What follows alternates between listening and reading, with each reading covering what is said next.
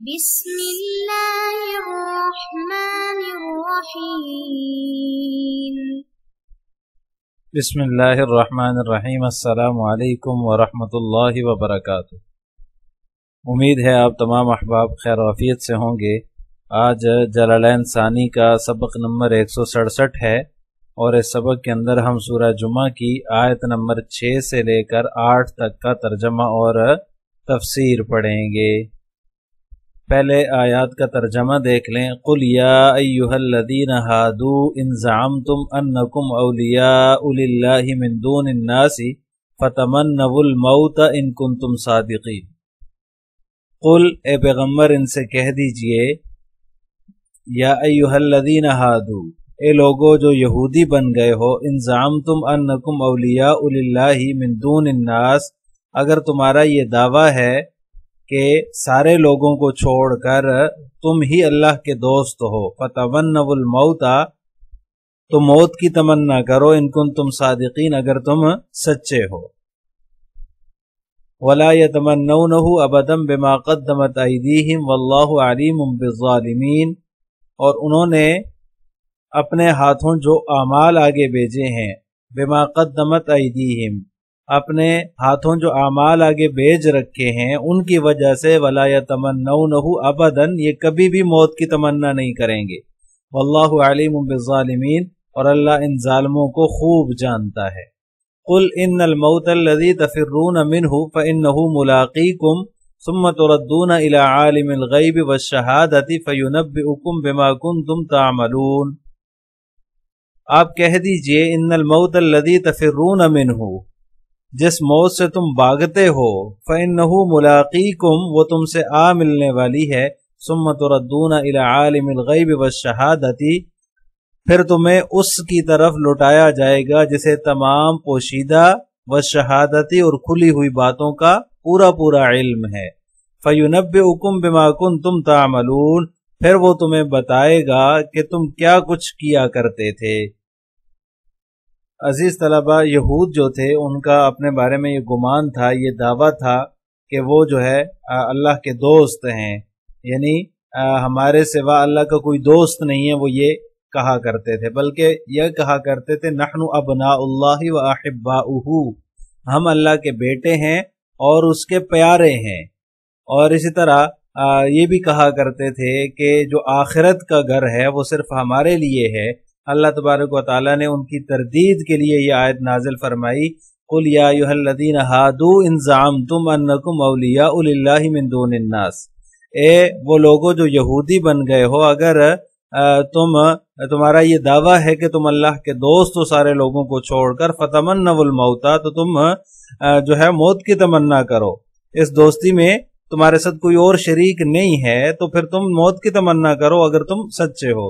مطلب یہ ہے کہ جب تمہیں یہ یقین ہے، پکا یقین ہے کہ تم اللہ تعالیٰ کے اولیاء ہو اور اس میں کسی دوسرے کی شرکت بھی تمہیں گوارا نہیں ہے، تو اس دنیاوی زندگی میں کیوں تکلیفیں اٹھا رہے ہو؟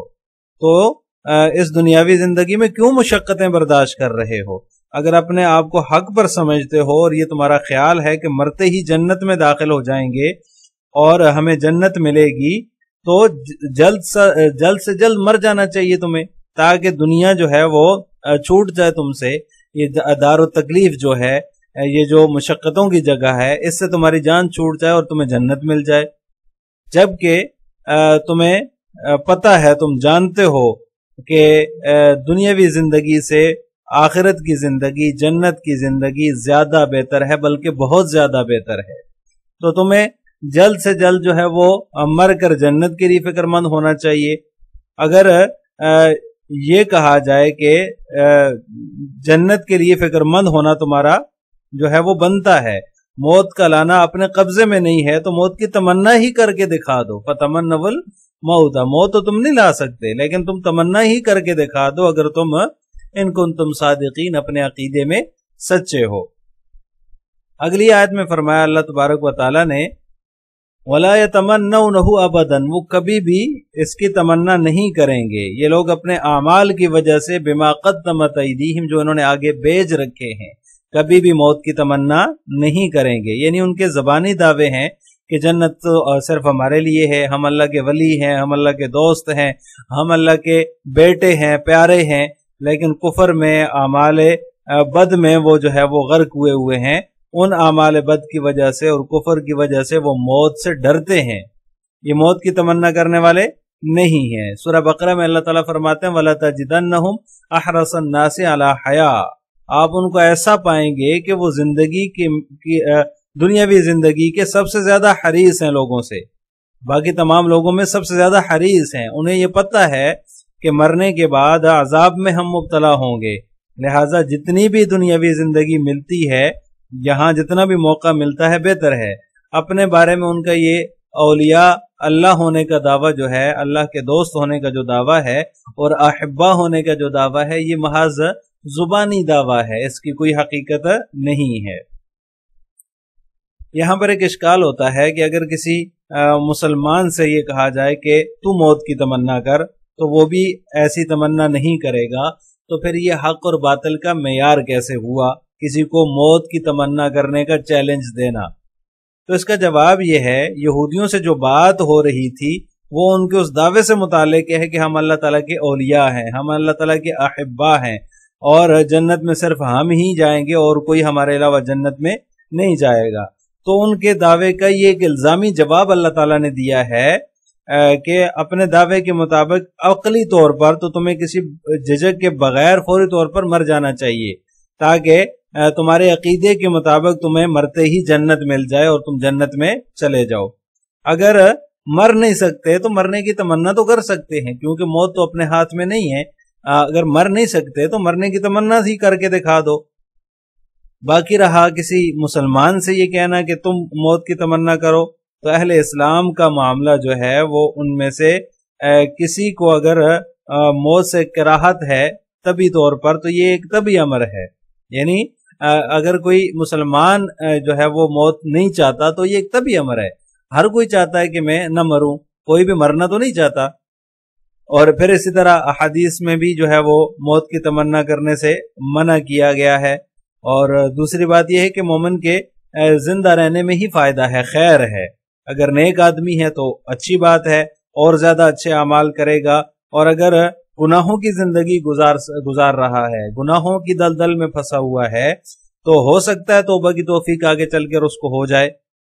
لہٰذا جس نے قصدن کفر اختیار کیا اور کفر پر جمع ہوا ہے اور کفر پر ہی اس کا رہنے کا ارادہ ہے، اور یہ بھی سمجھتا ہے کہ کفر کے باوجود مجھے جنت ملے گی اور مجھے اور میرے ساتھیوں کے علاوہ، یعنی ہمارے علاوہ کسی اور کو جنت نہیں ملے گی، تو اس سے یہ خطاب ہے جو یہودیوں سے اللہ تبارک و تعالیٰ نے کیا ہے۔ بعض یہودی جو تھے وہ اپنے بارے میں جہنمی ہونے کا بھی یقین رکھتے تھے، لیکن یہ کہتے تھے کہ ہم جو ہے وہ چند روز جہنم میں رہیں گے، چند روز کے لیے جائیں گے، پھر جنت میں ہمیں داخل کر دیا جائے گا۔ تو لہٰذا پتہ چلا کہ اس آیت میں ان یہودیوں سے خطاب ہے جو اپنے بارے میں اولیاء اللہ ہونے کا دعویٰ رکھتے تھے، اعتقاد رکھتے تھے، اور یہ سمجھتے تھے کہ ہم کو مرتے ہی جنت مل جائے گی، ہم نے جو ہے وہ مرتے ہی جنت میں چلے جانا ہے۔ تو لہٰذا یہ ان یہودیوں سے خطاب ہے۔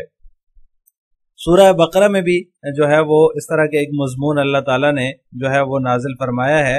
حضرت ابن عباس رضی اللہ تعالی عنہما سے یہ منقول ہے کہ اس میں یہودیوں کو مباہلے کی دعوت دی گئی ہے کہ اگر تم اپنے دعوے میں سچے ہو تو آ جاؤ، ہم مل کر موت کی دعا کریں۔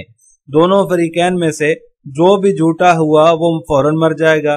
جب یہ بات سامنے آئی تو اس پر وہ راضی نہیں ہوئے، اور کوئی بھی یہودی اس مباہلے کے لیے تیار نہیں ہوا، اور وہ بھاگ گئے، راہ فرار انہوں نے اختیار کی۔ آگے اللہ تعالیٰ نے فرمایا قُلْ إِنَّ الْمَوْتَ الَّذِي تَفِرُّونَ مِنْهُ فَإِنَّهُ مُلَاقِيكُمْ، آپ فرما دیجئے بے شک جس موت سے تم بھاگتے اس سے تمہاری ملاقات ضرور ہوگی۔ موت سے بھاگنے کی کوئی صورت ہی نہیں ہے، ہر ایک کی اجل مقرر ہے۔ جو شخص جہاں بھی ہوگا اپنے وقت پر اسے موت وہیں پر آ جائے گی اور ضرور آ کر رہے گی۔ أَيْنَمَا تَكُونُوا يُدْرِككُمُ الْمَوْتُ وَلَوْ كُنْتُمْ فِي بُرُوجٍ مُشَيَّدَةٍ، اگر جو ہے وہ تم جہاں کہیں بھی ہو موت تمہیں ضرور پکڑ لے گی، اگرچہ مضبوط برجوں میں جا کر بیٹھ جاؤ پھر بھی تمہیں موت آ کر رہے گی۔ موت سے کسی کو چھٹکارا نہیں ہے، اور زیادہ اور عمر ہو جانے سے جو ہے وہ عذاب سے بچاؤ بھی نہیں ہے. یہ نہیں کہ اگر کسی کی عمر زیادہ ہوگی تو وہ عذاب سے بچ گیا. جو حالت کفر میں مرے گا اسے ضرور جہنم میں جانا پڑے گا، جہنم میں اس کا داخلہ پکا ہے اور عذاب اس کو ضرور ہونا ہے. سورہ بقرہ میں اللہ تعالیٰ فرماتے ہیں یود احدہم لو یعمر الف سنۃ، ایک ایک فرد یہ آرزو کرتا ہے، یہ تمنا کرتا ہے کہ کاش اسے 1000 سال کی عمر مل جائے. وما هو بمزحزحه من العذاب ان يعمر، حالانکہ اسے یہ چیز عذاب سے بچانے والی نہیں ہے. اس کی عمر 1000 سال بھی ہو جائے تو وہ پھر بھی جو ہے وہ عذاب سے نہیں بچے گا. موت چاہے کسی کو جلدی آئے چاہے دیر سے آئے، موت آنی ہی آنی ہے. اور جو اہل کفر کے لیے عذاب ہے جو ہے وہ ان کو ضرور ملے گا اور وہ دائمی عذاب ہوگا. ثم تردون الى عالم الغیب والشہادۃ فینبئکم بما کنتم تعملون، تم اللہ تعالیٰ کی ذات عالم الغیب والشہادہ کی طرف لٹائے جاؤ گے، یعنی ایسی ذات جو سب پوشیدہ چیزوں کو بھی جانتا ہے اور ظاہری چیزوں کو بھی وہ جانتا ہے اور خوب جانتا ہے، اس کی طرف تمہیں لٹایا جائے گا. تو وہ تمہیں بتا دے گا جو عمل تم کرتے رہے ہو یا جو اعمال تم کیا کرتے تھے. فینبئکم، وہ تمہیں بتا دے گا، بما کنتم تعملون، جو کچھ تم نے دنیاوی زندگی میں کیا ہے. جب قیامت کے دن حاضر ہونا ہے اور یہ بھی جانتے ہو کہ جو ہے وہ کفر کی سزا عذاب ہے اور دائمی عذاب ہے، کوئی شخص یہ نہ سمجھ لے کہ میرے اعمال کا کس کو پتا، میں نے کیا عمل کیا، کیا کچھ کہا، کیا قول کیا، کیا فعل کیا.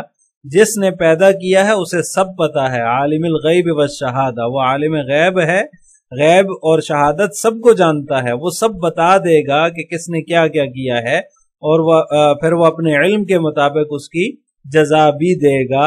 اگر کسی نے اچھے اعمال کیے تو اس کو اچھے اعمال کی جزا ملے گی اور جس نے برے اعمال کیے اس کو برے اعمال کی سزا مل کر رہے گی. اب ان آیات کی تفسیر جلالین ملاحظہ ہو. قل یا ایھا الذین ھادوا ان زعمتم انکم اولیاء للہ من دون الناس فتمنوا الموت ان کنتم صادقین. تعلق بتمنیہ الشرطان علی ان الاول قید فی الثانی، ای ان صدقتم فی زعمکم انکم اولیاء للہ والولی یؤثر الآخرۃ ومبدؤها الموت فتمنوہ.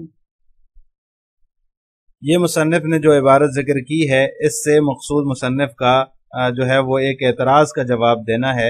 اعتراض یہ ہوتا ہے کہ اصل شرط ثانی ہے، یعنی کہ جو دوسری شرط ہے وہ اصل ہے اور اول جو ہے پہلی جو شرط ہے وہ اس کی قید ہے. یہاں اصل میں دو شرطیں ہیں، ان زعمتم انکم اولیاء للہ اور ان کنتم صادقین. تو اس کے درمیان میں جو ہے فتمنوا الموت ہے، یعنی کہ اس کے درمیان میں جزا واقع ہو رہی ہے. تو دو شرطیں ہیں. تو جو ہے وہ جو یہ تمنی ہے یعنی کہ موت کی تمنا کرنا، یہ دو شرطوں سے متعلق ہے. اور اس طور پر کہ اول جو ہے وہ قید ہے ثانی کے اندر، یعنی اگر تم اپنے گمان میں سچے ہو کہ تم اللہ کے دوست ہو تو محبوب جو ہوتا ہے، جو دوست ہوتا ہے، وہ والولی یؤثر الآخرہ، وہ آخرت کو ترجیح دیتا ہے، ومبدؤ الموت، اور اس کا جو مبدا ہے موت ہے، لہذا فتمنوہ، تم اس کی تمنا کرو. تو یہ اعتراض یہ ہوتا ہے کہ یہ مشہور قاعدے کے خلاف ہے. مشہور قاعدہ کیا ہے؟ مشہور قاعدہ یہ ہے کہ جب ایک جزا دو شرطوں سے متعلق ہو جائے تو در حقیقت جو شرط ہوتی ہے وہ اول ہی شرط بنتی ہے اور ثانی اول کی شرط ہوتی ہے. گویا کہ شرط اول اور شرط ثانی مل کر اس یہاں جو آیت ہے معنی میں ان صدقتم فی زعمکم کے ہیں. تو اس کا جواب مصنف رحمہ اللہ تعالی نے دیا ہے کہ قاعدہ مشہورہ اس وقت ہے جب کہ جزا دو شرطوں کے بعد یا پہلے واقع ہو. یہاں جزا دو شرطوں کے درمیان میں ہے. یہ جو فتمنوا الموت ہے یہ ان دو کے درمیان میں ہے، تو لہٰذا اس کا تعلق جو ہے وہ دونوں شرطوں کے ساتھ ہے، دونوں شرطوں کے درمیان میں واقع ہے. تو لہٰذا یہ جو مشہور قاعدہ ہے اس کے خلاف نہیں ہوگا. وَلَا يَتَمَنَّوْنَهُ أَبَدًا بِمَا قَدَّمَتْ أَيْدِيهِمْ، اور وہ کبھی بھی جو ہے وہ اس کی تمنا نہیں کریں گے بسبب اس کے کہ جو انہوں نے اعمال آگے بھیج رکھے ہیں. मिन कुफ्रिहिम बिन नबी अलमुस्तलज़मी लिकज़्बिहिम। मुसन्निफ़ रहमतुल्लाह ताला फरमाते हैं कि यानी बवजह इसके कि आप सल्लल्लाहु अलैहि वसल्लम के इनकार उन्होंने किया जो उनके की तकज़ीब को मुस्तलज़म है, यानी अमाल के आगे भेज रखे हैं, उसकी तफसीर मुसन्निफ़ ने बयान फरमा दी कि आप सल्लल्लाहु अलैहि वसल्लम के इनकार की वजह से, तकज़ीब की वजह से जो उनकी तकज़ीब को मुस्तलज़म है, यानी उनका इनकार तकज़ीब को मुस्तलज़म है। वल्लाहु अलीमुम बिज़्ज़ालिमीन, अल्लाह ज़ालिमों को खूब जानता है। अल काफिरीन, ज़ालिमीन से मुराद काफिरीन है, काफिरों को खूब जानता है। कुल इन्नल मौतल लज़ी तफ़िर्रून मिन्हु फ़इन्नहु वल फ़ाउ ज़ाइदतुन, आप कह दीजिए बेशक जिस मौत से तुम राह फरार इख्तियार करते हो, बेशक वो मुलाक़ीकुम तुमसे मिलने वाली है या तुमको आ पकड़ेगी। ये फ़इन्नहु के अंदर जो फ़ा है इसके बारे में मुसन्निफ़ फरमाते हैं कि ये फ़ा ज़ाइदा है, फ़इन्नहु के अंदर फ़ा ज़ाइदा है। सुम्मा तुरद्दूना इला आलिमिल ग़ैब वश्शहादति अस्सिर्र वल इलानियति, ये गैब और शहादत का माना जो है मुसन्निफ़ ने बयान फरमा दिया कि गैब से मुराद खुफिया पोशीदा है और शहादत से मुराद अलानिया और ज़ाहिरी चीजें हैं। फ़युनब्बिउकुम बिमा कुन्तुम तामलून, फिर वो तुम्हें बता देगा तुम क्या कुछ किया करते थे। फ़युजाज़ीकुम बिही, यानी तुम्हें उसका बदला देगा। आखिर में आप हज़रात से दो सवाल हैं। नंबर 1, यहूद का कुफ्र और शिर्क के बावजूद अपने बारे में क्या दावा था। नंबर 2, किसी को मौत की तमन्ना करने का चैलेंज देना हक़ व बातिल का मेयार कैसे है। इन दोनों सवालों का मुख्तसरन जवाब आपने कमेंट बॉक्स में देना है। अस्सलामु अलैकुम व रहमतुल्लाहि व बरकातुहू।